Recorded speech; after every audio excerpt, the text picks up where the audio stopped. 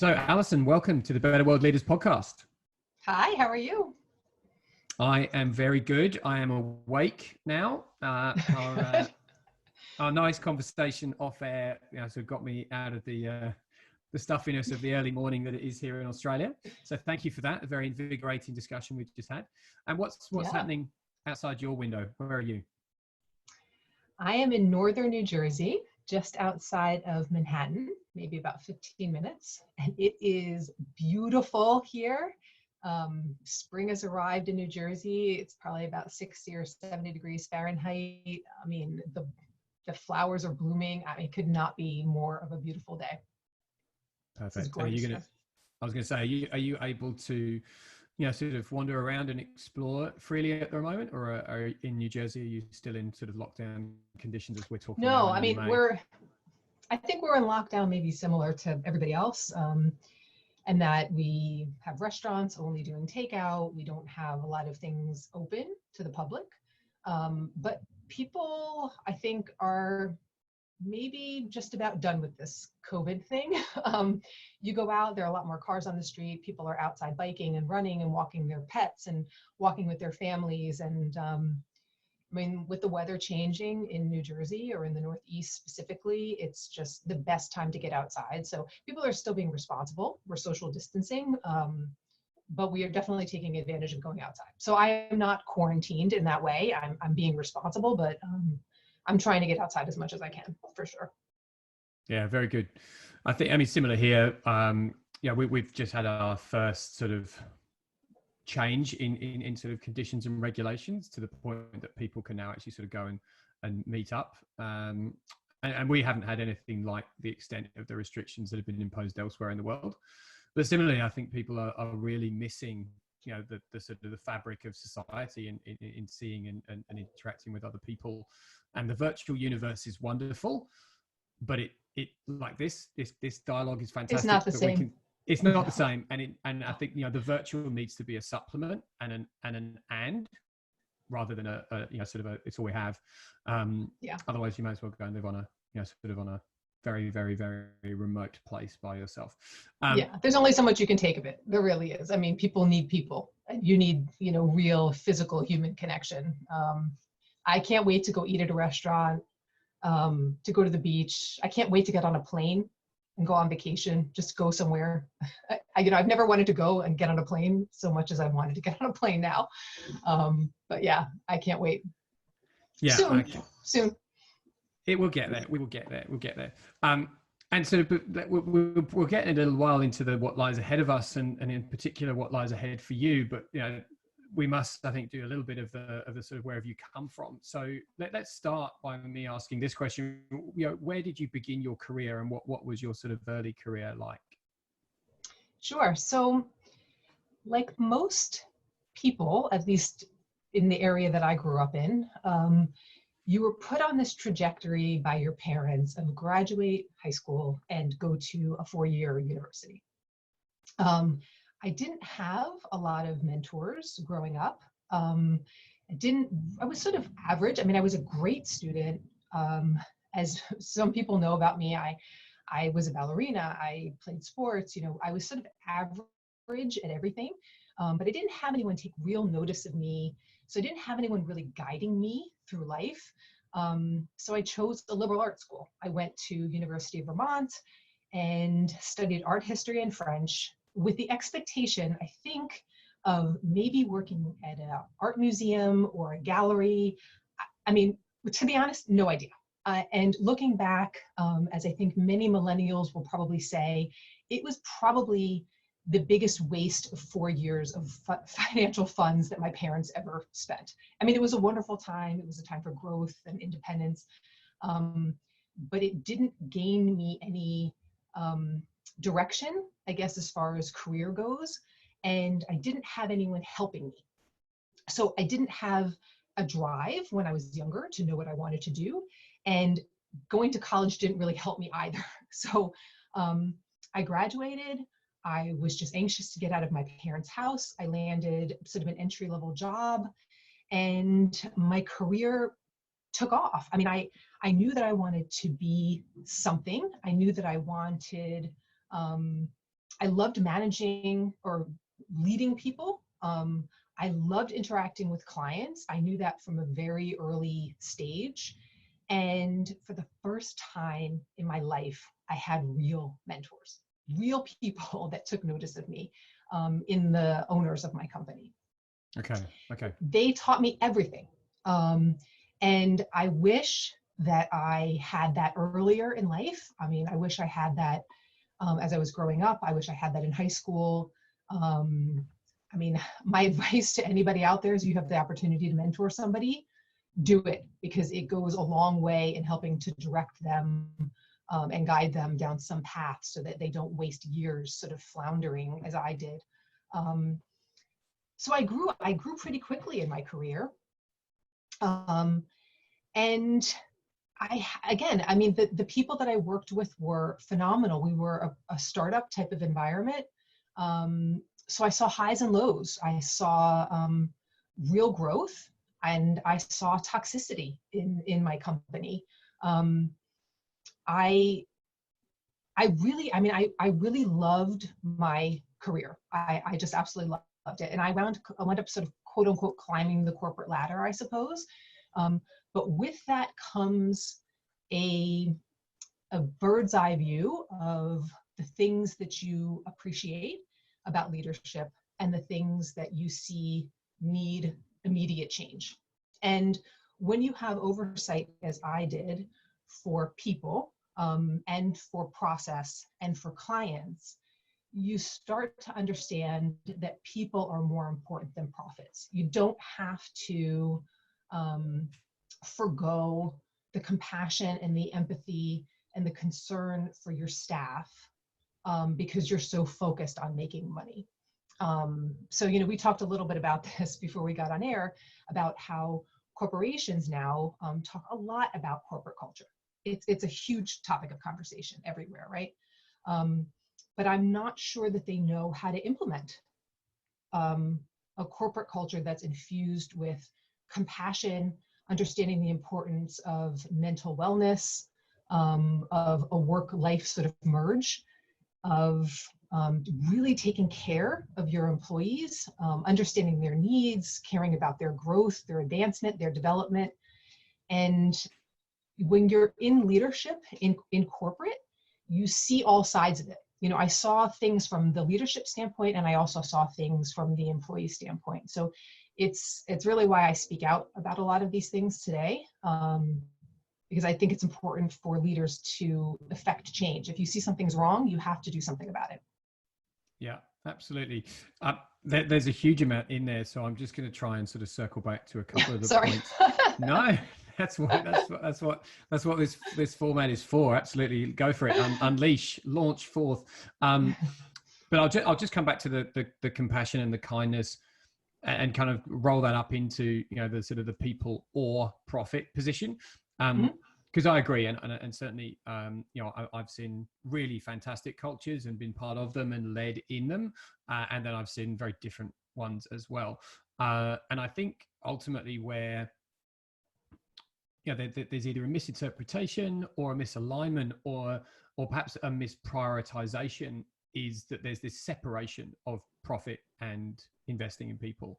And to me, it just seems so obvious, but I've certainly had the experience, and I think increasingly sort of the best practice research is showing that actually profit is an outcome of really sort of having and investing in and building great organizational culture, founded around, fantastic people at all levels of the organization, and that really it's the leaders that are the glue that hold and bring the thing together. So, I mean, we talked about this before, but so why do you think there is this view that, compassion and kindness are for friends and family, and that business is just all about, sort of being, maybe a bit more hard nosed and a bit more, of a sort of a tough persona? Why do you think that is? I don't know if leaders know how to infuse compassion into the workplace without it being perceived as a weakness. Compassion does not mean you have to be friends out drinking with your quote unquote subordinates. No, absolutely. I don't. compassion is compassion. It is having a greater understanding of what is important to your employee, and how that will in turn, just as you said, how that will in turn benefit the corporation and your clients, and create greater long-term partnerships with your customers, which will in turn create long-term sustainability, which will in turn create profitability for your company. So, but I don't think they know how to do it with a balance that they're comfortable with. I've seen this play out where you have an owner or a leader almost cross a line with being friends with even upper management or middle management or lower management, because they feel that that's a way to connect, because they feel like, buddying up with people is a way to create loyalty or trust or transparency, because that's how they think that it's going to happen, when they don't understand that if they were, let's say, more transparent about the future of the business, being more open about where the business is going and how the employees could play a role in that future, or investing in the employee. What is important to the employee, for instance, not just what's important to the company. I've seen leaders not want to, let's say, transfer an employee to another department, or not want to invest in training for an employee for fear that that employee is going to take the training and move on to another company. When realistically, you would want to invest in that employee to give them the training so that they can use that training for your company. And if they happen to leave as a byproduct, they leave as a byproduct. There's this fear that if we invest and if we spend time on the employee, that they might up and leave, or why are we spending thousands of dollars on them if they're going to take it and go, spend it at some other company. But it's a very selfish point of view. It all comes back to what's in it for me, what's in it for me. It's not being selfless. It's not looking at the employee and saying really what is best for them. Someone just recently posted on LinkedIn, something that just irks me. There are only a couple of things that really sort of get me in business, but this one gets me. He was posting how he's not a morning person and how he was always late to work, but he's in IT, right? So he didn't support anybody. He didn't have any clients. There was no reason at all for him to work a 9-to-5 job, but he was disciplined. I think it ultimately may be fired because he never showed up at 9. He could have worked 11 to 7. It would have been perfectly fine, but his team refused to let him change his hours because everybody else worked 9 to 5, and that's how they did it. He was a phenomenal employee, but they did not want to change the process to meet his schedule, which would have in turn helped the company do better by their clients and probably meet their margins. Those are just silly decisions. Why would you not sort of meet the employee halfway if it helps the overall bottom line, if it helps everybody? Mental wellness is a huge issue. You can't go to work and forget about your personal life. So many people suffer from depression, anxiety. You have women who are suffering from postpartum after having children. You have people that are dealing with divorce. You have people that are dealing with issues with their children. You can't expect them to shut that off when they come to work. So you need to have an open dialogue. You need to be aware and sensitive to what's going on with your employees, and have that constant communication with them, and not just constantly discipline them if they're doing something that you see as off-putting because they're, let's say, suffering from some trauma or from something that's going on in their life.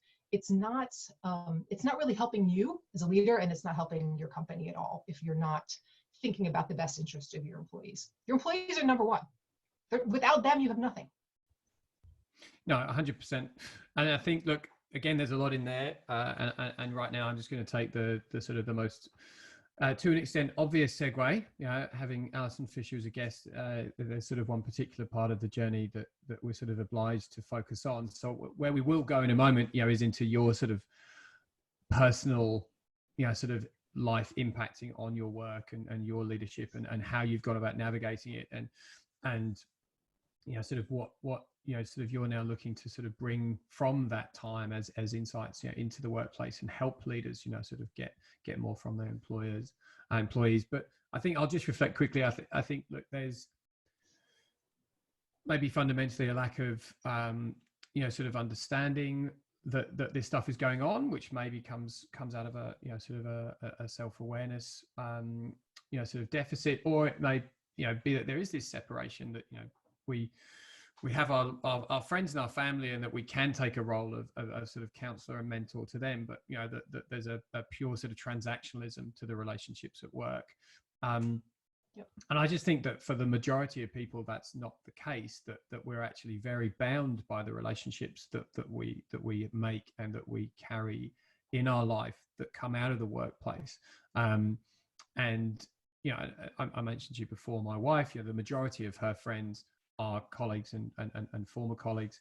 And I think that those relationships, can be enormously beneficial to the organization. I think productivity is incredibly closely related to trust and safety and security and feeling that, you can contribute beyond yourself.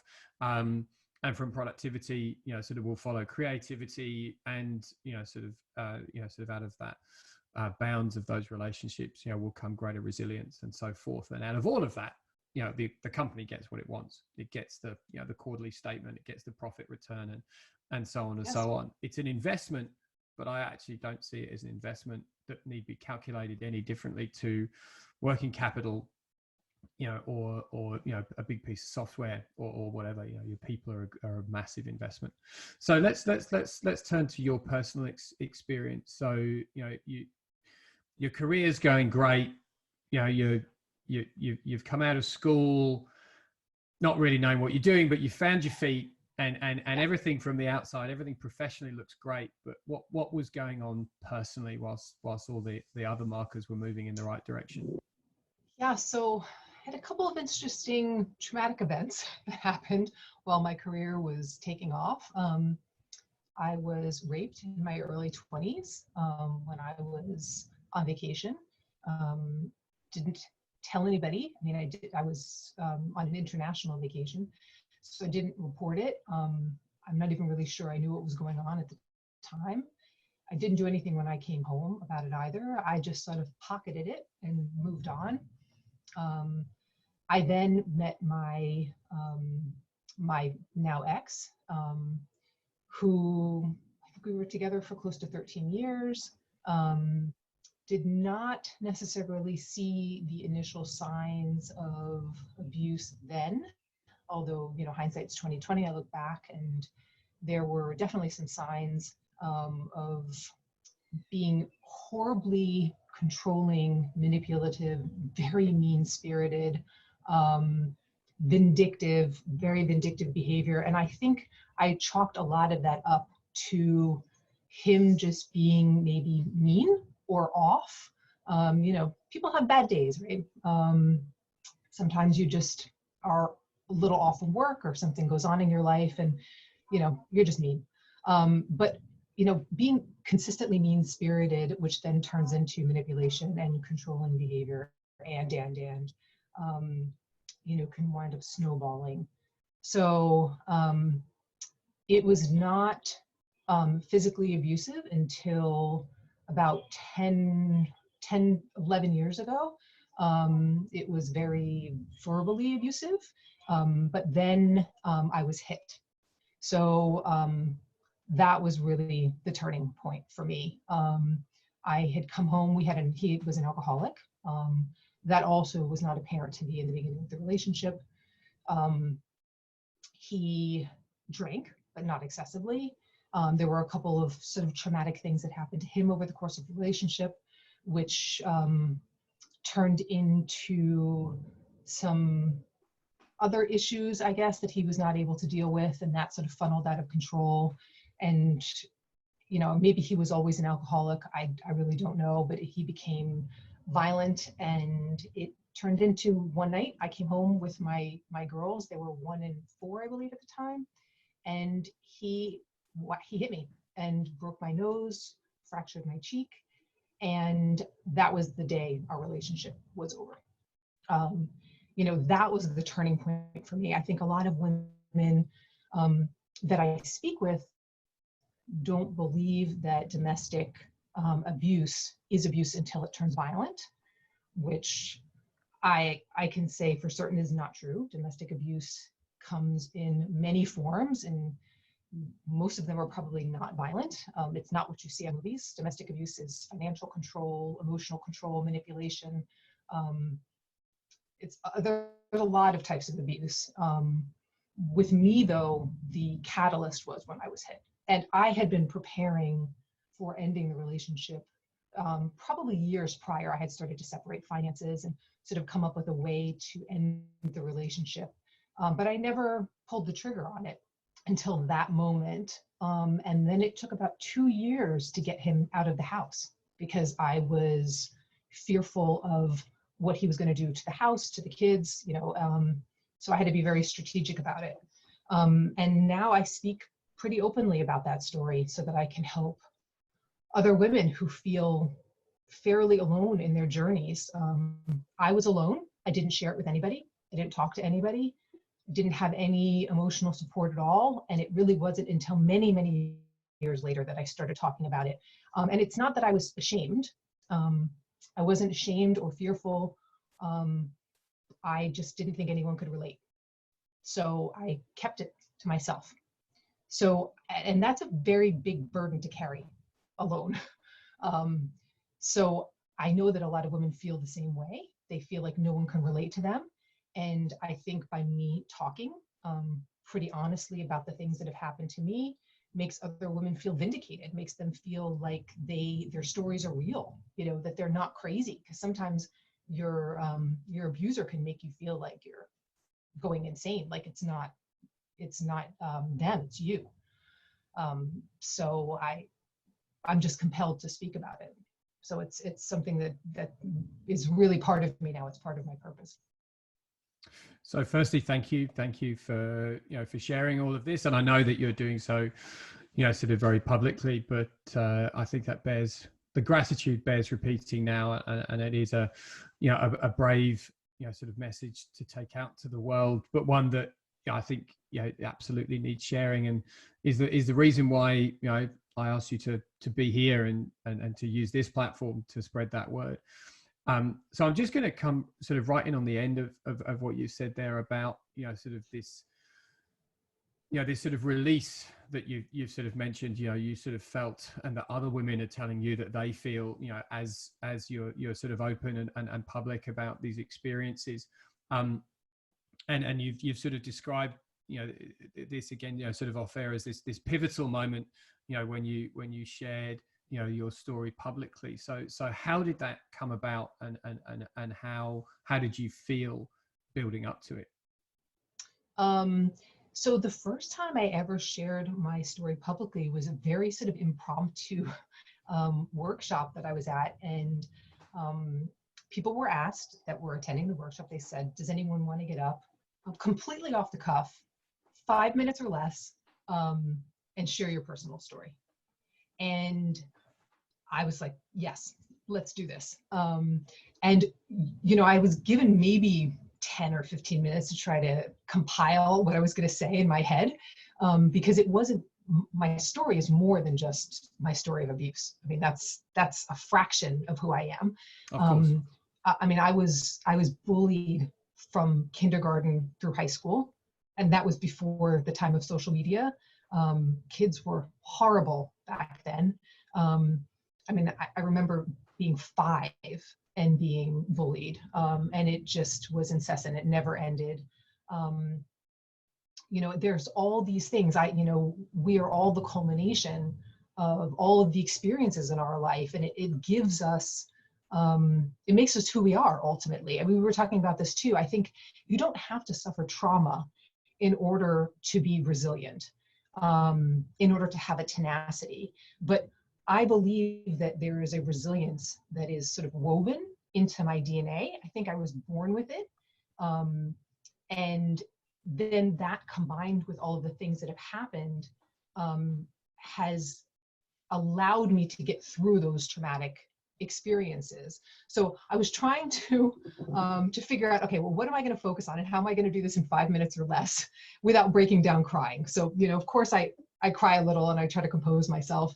And I tell the story in great detail about being hit, and what happened when I came home, and how I did not call the police.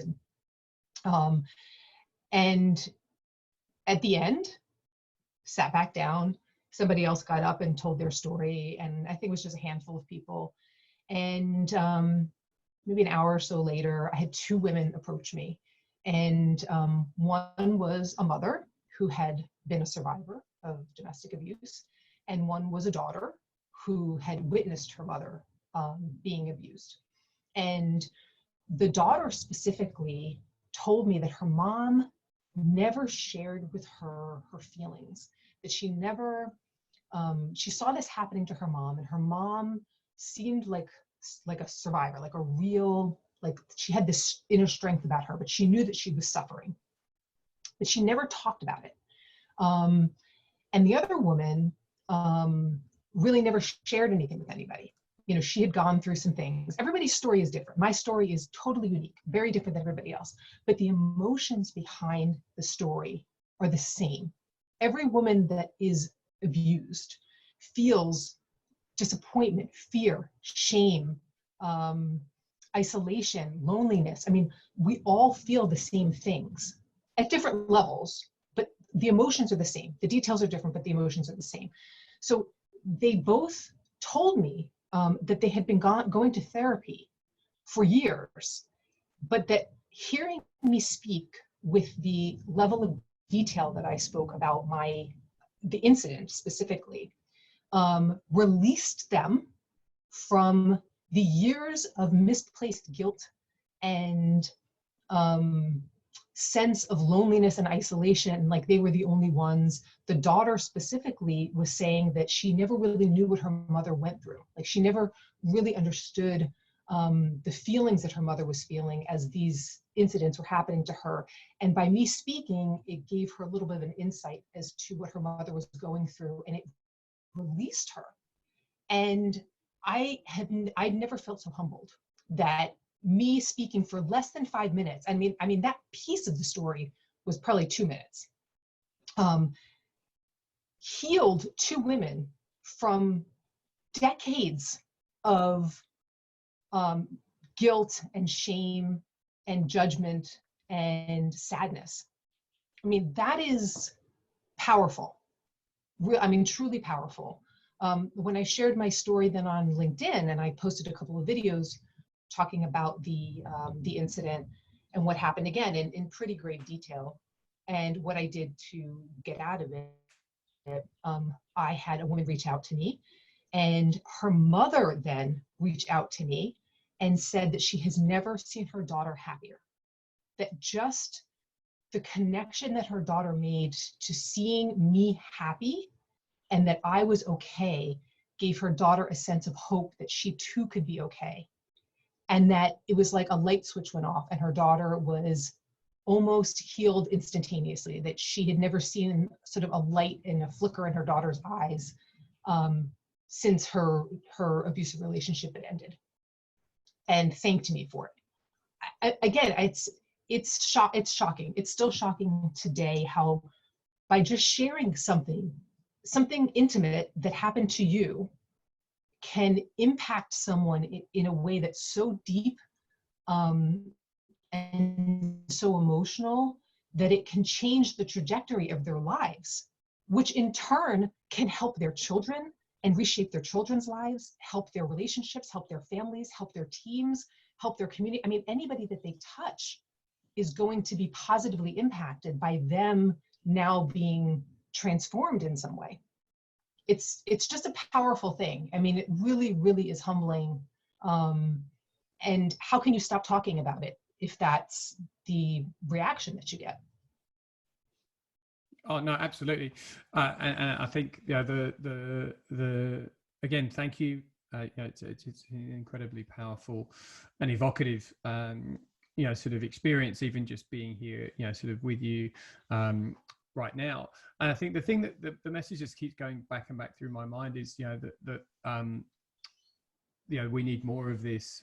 I think organizationally, I think this level of intimacy. I mean, obviously your, as you say, unique experience, sort of is sort of particular to you. But I think the key phrase for in what you've just said there is that the experience is unique, the emotions are the same. And I think that is something that organizationally, I think sort of we need more of as well. This sort of, everyone's on their own path, everyone's on their own journey, but the sort of the emotional sort of continuity is going to be very, very consistent. So to sort of ask a question sort of deliberately about sort of this path that, or sort of the starting point for the path that you're now on, about how you're leveraging all of your personal experience to work sort of with women individually and help them find release from with and through their experience rather than from their experience, but also working with with businesses and entrepreneurs and leaders. So, but I'm just going to sort of slightly step back chronologically before we talk about now. When you were going through this very sort of abusive relationship for a long time, and the neglect and the emotional control, and the sort of the sort of incredible uncertainty that you faced on the home front, how was that affecting you at work, and how was it affecting your leadership? I am very good at compartmentalizing, which I know is a unique skill. So again, I understand that some of the, and I'll call it resilience, I'll call it tenacity.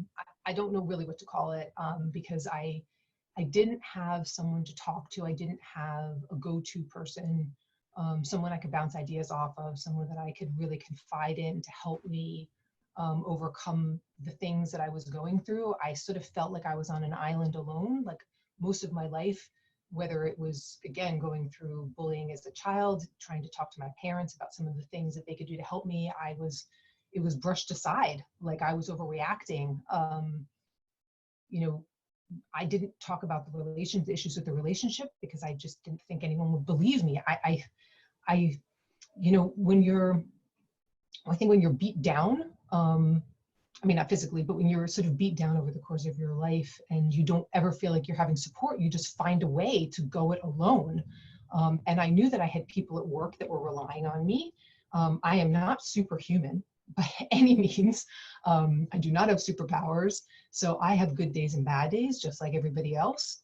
I'm almost positive that it affected my health. I think that's really how I internalize it. I'm able to put on a very good show externally.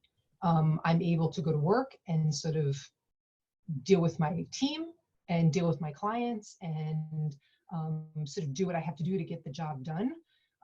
But I think internally it was really affecting my health. I have 2 autoimmune diseases that I got around the time I believe that my first daughter was born. So maybe she's 16, so I'm going to say maybe 14 years ago or so, which again was around the time that the relationship started to, really take a turn. It was when things started to ramp up, when the alcoholism got bad. Autoimmune diseases are known to sneak in. I mean, it's very possible that I had it for some time and that it was amplified. It's known to happen when you're under extreme stress. So I think it took a toll on me physically. And even today, when I don't deal with stress well, the autoimmune disease acts up. So I was able to, maybe it sounds unrealistic, but I was able to go to work and really just sort of keep my home life at home and keep my work life at work. I posted recently about how when I was hit, I was black and blue. I mean, I joke with guys when I talk to guys about being hit. I'm like, have you ever had your nose broken? I mean, most guys that I know have had their nose broken from sports or something. Your face swells up. I mean, your eyes get black and blue, and I had my cheek fractured as well. So I had to put on a fair amount of makeup to cover my face. And I didn't take time off from work. I still went to school to drop my kids off at school. I still went to work. No one noticed. I mean, no one noticed that something was wrong with me, or at least no one pointed it out. No one said, something, are you okay? Did something happen? I did go to the doctor, and I lied to the doctor about what happened. I hid things really well. I just hid things really well. And I think that when you're used to having a level of sort of trauma or loneliness in your life, you find ways to cope with that, and put on a really good face.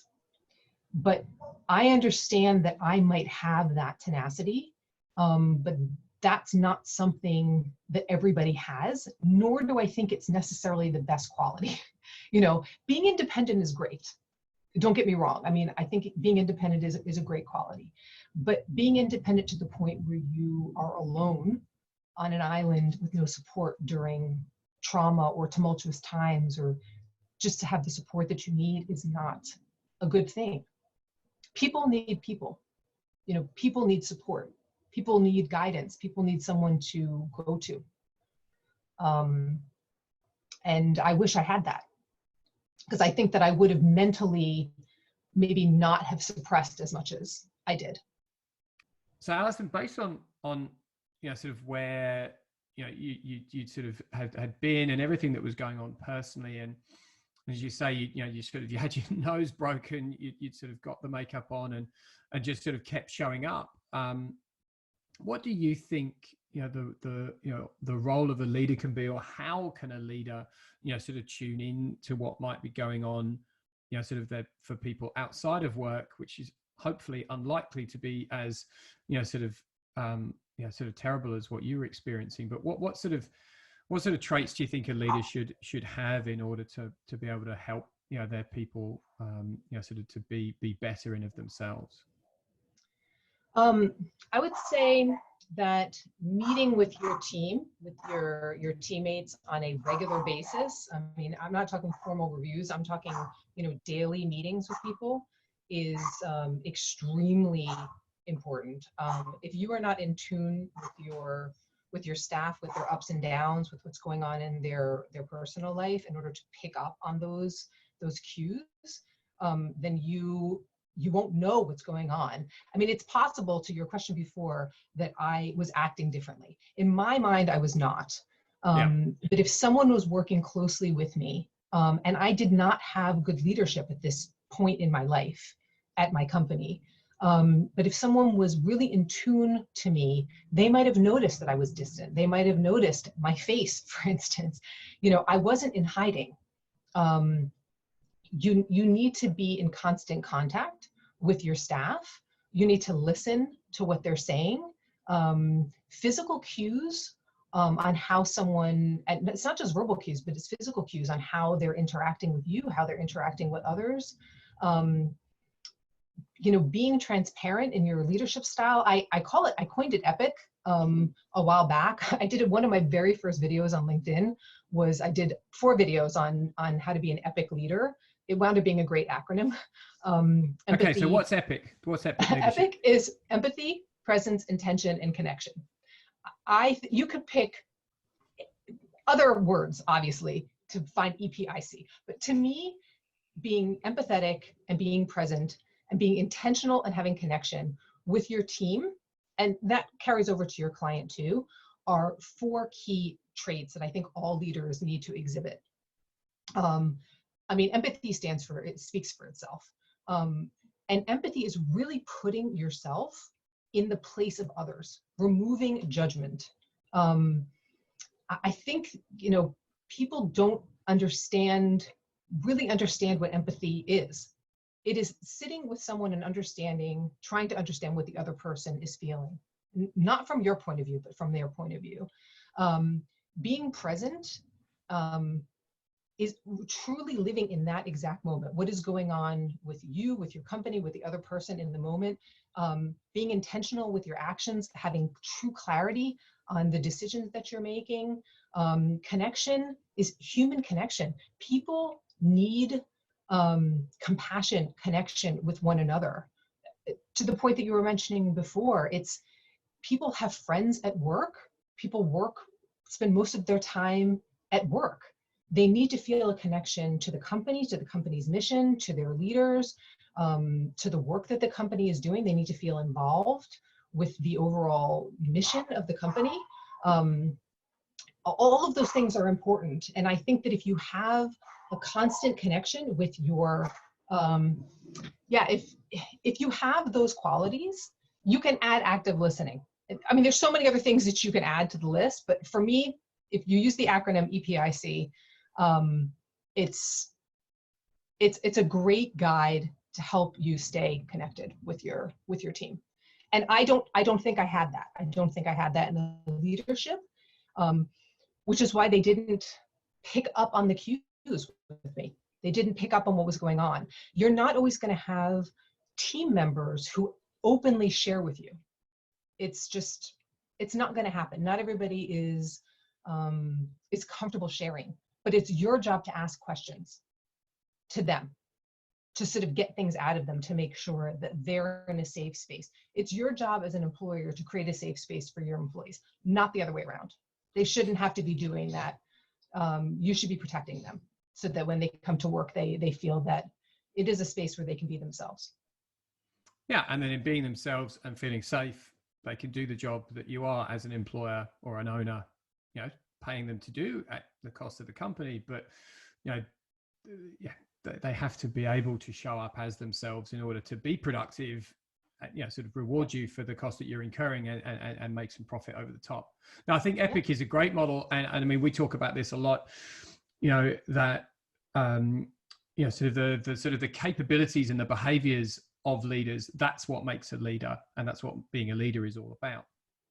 So you're being empathetic, having the, sort of the intentionality and the connection to purpose and the connection with the team. That's kind of the foundation. And then you build the skills like active listening and so on.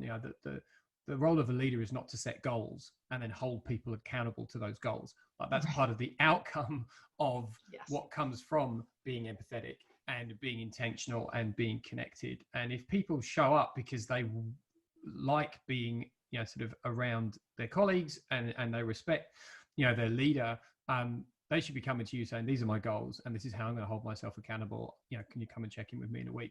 To an extent, I think the pyramid's upside down. Let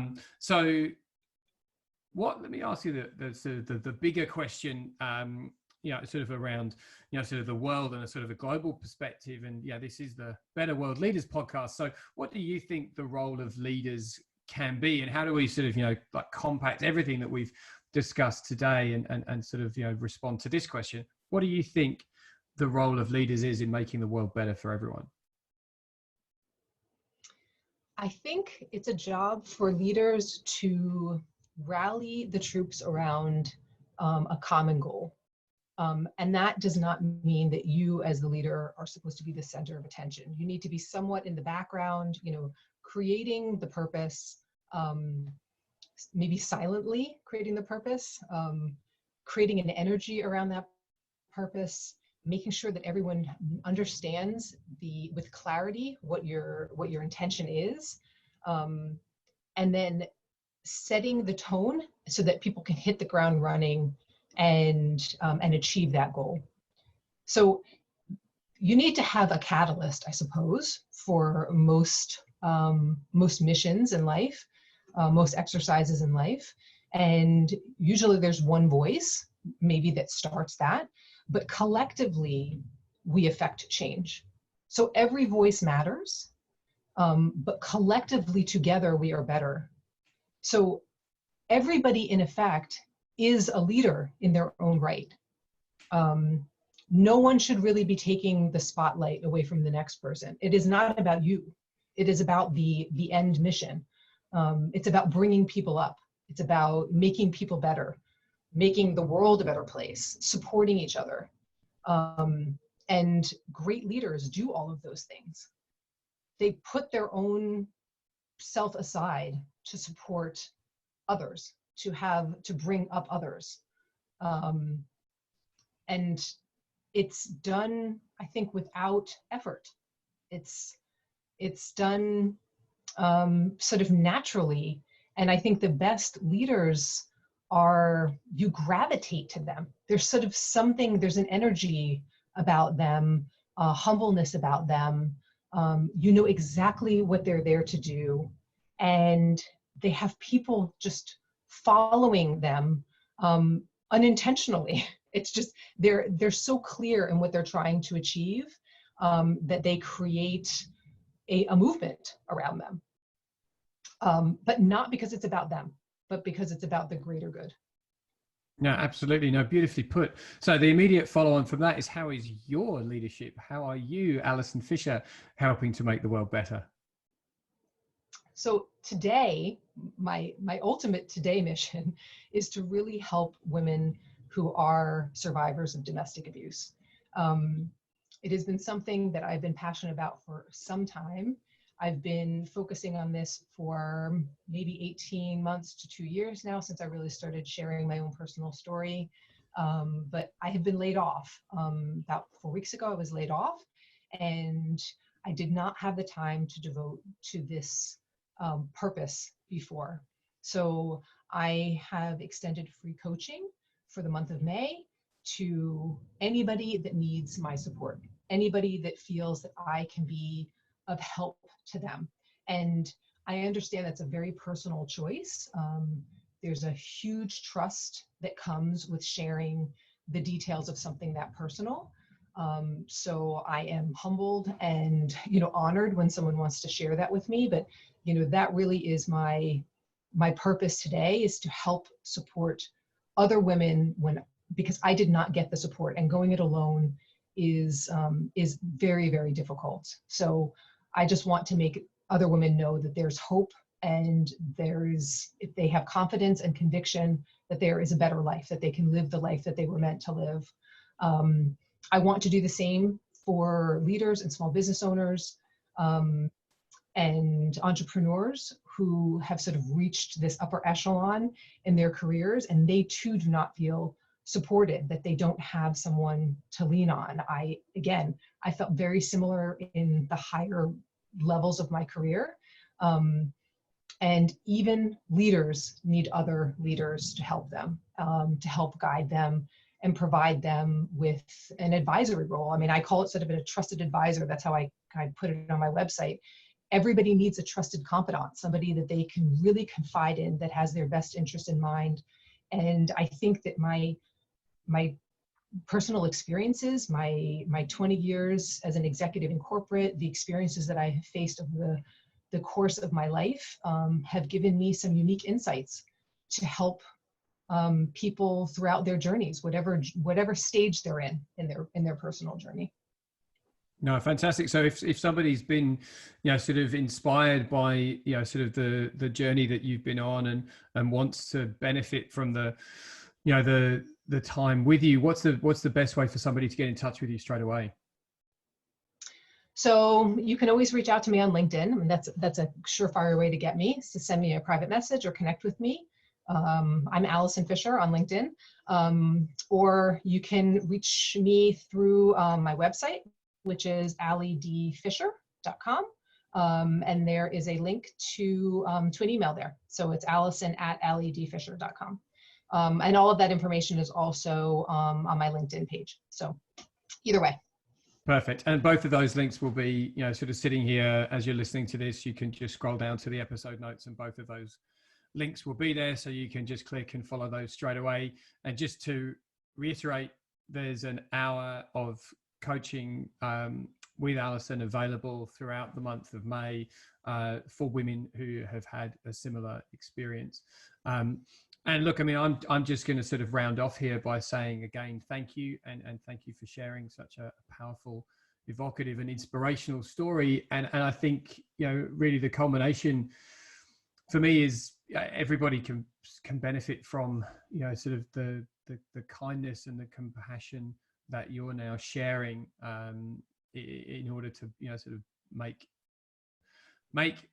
their team, sort of their organization, the world better, by demonstrating some empathy and connecting with yourself to begin with, and then everyone else around you. Thank you. Thank you for having me. It's been a pleasure. No worries. It's a pleasure.